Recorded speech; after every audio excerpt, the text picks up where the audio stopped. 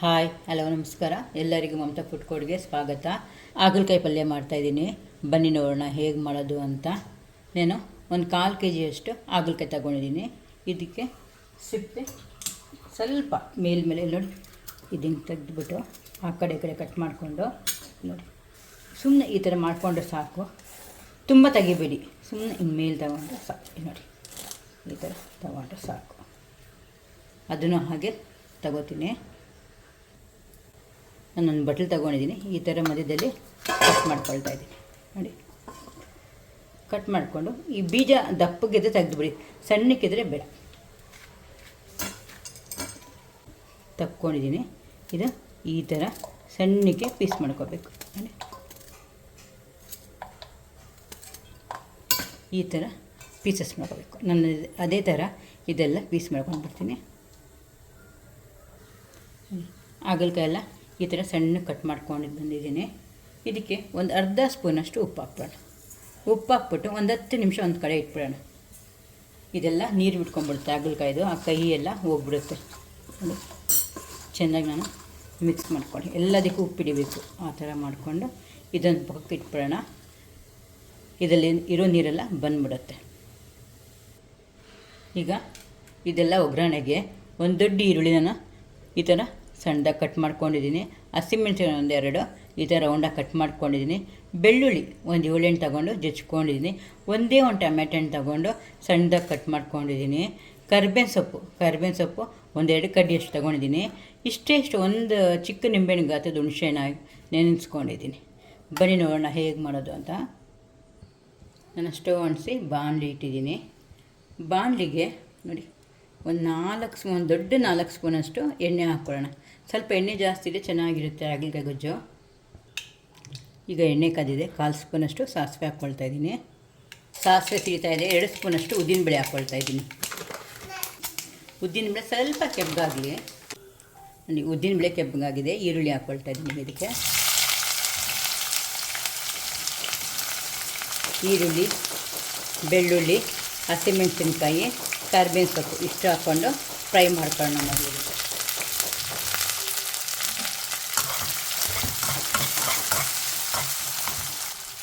ಇದಕ್ಕೆ 1/4 ಸ್ಪೂನಷ್ಟು ಜೀರಿಗೆ ಹಾಕ್ಕೊಳ್ತಾ ಇದ್ದೀನಿ.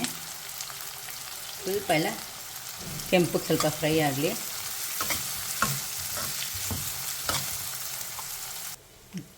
ಹಾಗಲಕಾಯಿಗೆ ಉಪ್ಪು ಹಾಕ್ಬಿಟ್ಟು ನಾನು 10 ನಿಮಿಷ ಇಟ್ಟಿದ್ದೆ. ನೋಡಿ ಹೆಂಗೆ ನೀರು ಬಿಟ್ಕೊಂಡಿದೆ ನೋಡಿ.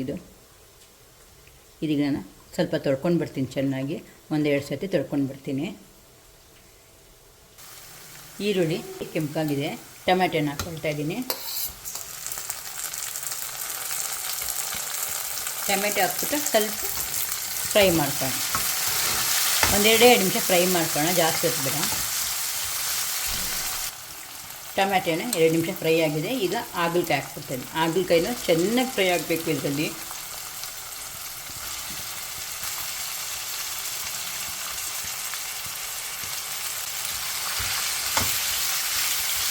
ಚೆನ್ನಾಗಿ ಫ್ರೈ ಮಾಡ್ಕೊಳ್ಳೋಣ. 5 ನಿಮಿಷ ಚೆನ್ನಾಗಿ ಫ್ರೈ ಮಾಡೋಣ. ಇದರಲ್ಲೇ ನೀರಾಗಬಾರ್ದು, ಹಾಗೆ ಫ್ರೈ ಮಾಡ್ಕೊಳ್ಳೋಣ. ಹಾಗಲಕಾಯಿ ಚೆನ್ನಾಗಿ ಫ್ರೈ ಆಗಿದೆ. ಒಂದು 5 ನಿಮಿಷ ನಾನು ಲೋ ಫ್ಲೇಮಲ್ಲಿಟ್ಟು ಚೆನ್ನಾಗಿ ಫ್ರೈ ಮಾಡ್ಕೊಂಡಿದ್ದೀನಿ. ಈಗ ಇದಕ್ಕೆ ಒಂದು 1/4 ಸ್ಪೂನಷ್ಟು ಅರಿಶಿನ ಪುಡಿ ಹಾಕ್ಕೊಳ್ತಾ ಇದ್ದೀನಿ. ಖಾರದ ಪುಡಿ ಅರ್ಧ ಸ್ಪೂನ್ ಹಾಕ್ಕೊಳ್ತಾ ಇದ್ದೀನಿ. ಧನಿಯಾ ಪುಡಿ ಒಂದು ಅರ್ಧ ಸ್ಪೂನ್ ಹಾಕ್ಕೊಳ್ತಾ ಇದ್ದೀನಿ. ಜೀರಿಗೆ ಪುಡಿ ಒಂದು 1/4 ಸ್ಪೂನ್ ಹಾಕ್ಕೊಳ್ತಾ ಇದ್ದೀನಿ.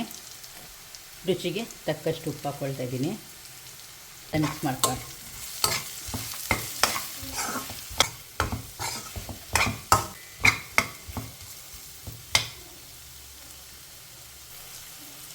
ಇದೆಲ್ಲ ಫ್ರೈ ಮಾಡ್ಕೊಂಡಾದ್ಮೇಲೆ ಹುಣಸೆ ಹುಳಿ ಹಾಕ್ಕೊಂಡು ಹುಣಸೆಹಣ್ಣು ಕಿಚಡಿ ನೀರು ಹಾಕ್ಕೊಳ್ತೀನಿ. ಹುಣಸೆ ಹುಳಿ ಹಾಕಿದ್ಮೇಲೆ 1 ಸ್ಪೂನಷ್ಟು ಬೆಲ್ಲ ಹಾಕ್ಕೊಳ್ತಾ ಇದ್ದೀನಿ. ಸಿಹಿ ಜಾಸ್ತಿ ಬೇಕು ಅಂದರೆ ನೀವು ಜಾಸ್ತಿ ಹಾಕ್ಕೊಳ್ಬೋದು. ಎಲ್ಲ ಒಂದು ಸತಿ ಮಿಕ್ಸ್ ಮಾಡ್ಕೊಳ್ಳೋಣ ಚೆನ್ನಾಗಿ. ಹಾಗಲಕಾಯಿ ಚೆನ್ನಾಗಿ ಫ್ರೈ ಆಗಿದೆ. ನೀವು ಗೊಜ್ಜು ಬೇಕು ಅಂದರೆ ಸ್ವಲ್ಪ ಹುಣಸೆ ಹುಳಿ ಜಾಸ್ತಿ ಹಾಕ್ಕೊಳ್ಬೋದು. ಇದು ಡ್ರೈ ಫ್ರೈ ಮಾಡ್ತಾಯಿದ್ದೀನಿ. ನಾನು ಡ್ರೈಯಾಗಿ ಮಾಡ್ತಾಯಿದ್ದೀನಿ. ಸೊಪ್ಸಾಗಿ ಚೆನ್ನಾಗಿರುತ್ತೆ ಅಂದ್ಬಿಟ್ಟು ನಾನು ಕಡಲೆಕಾಯಿ ಬೀಜ ತಗೊಂಡು 1-2 ಸ್ಪೂನಷ್ಟು ಹುರಿದುಬಿಟ್ಟು ಪೌಡ್ರ್ ಮಾಡ್ಕೊಂಡಿದ್ದೀನಿ. ಪೌಡ್ರ್ ಅಂದರೆ ಫೈನ್ ಪೌಡ್ರಲ್ಲ, ಅದ್ರ ಬದ್ರ ಮಾಡ್ಕೊಂಡಿದ್ದೀನಿ. ಅದು ಹಾಕ್ಕೊಳ್ತಾ ಇದ್ದೀನಿ. ಇದು ಕಡಲೆಕಾಯಿ ಬೀಜ ಪುಡಿ.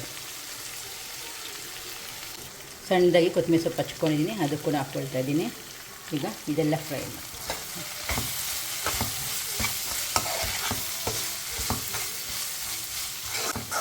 ಒಂದೆರಡು ನಿಮಿಷ ಚೆನ್ನಾಗಿ ಫ್ರೈ ಮಾಡ್ಕೊಂಡು ಹಾಗಲಕಾಯಿ ಎಲ್ಲ ಬೆಂದೋಗಿದೆ ನೋಡಿ, ಕಟ್ ಮಾಡೋದು ಕಟ್ಟಾಗ್ತಾಯಿದೆ.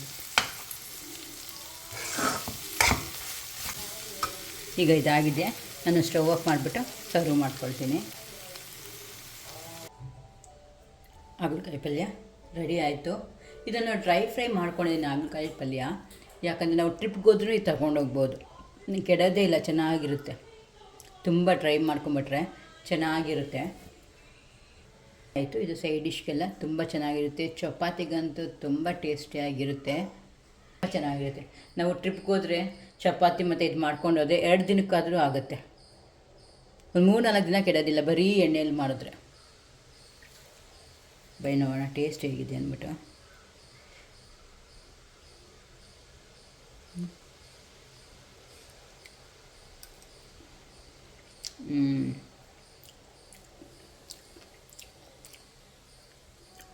ತುಂಬ ಟೇಸ್ಟಿಯಾಗಿದೆ. ಹಾಗಲಕಾಯಿ ಪಲ್ಯ ಇಷ್ಟ ಆದಲ್ಲಿ ಪ್ಲೀಸ್ ಲೈಕ್ ಆ್ಯಂಡ್ ಶೇರ್ ಮಾಡಿ, ಸಬ್ಸ್ಕ್ರೈಬ್ ಕೂಡ ಮಾಡಿ. Thank you.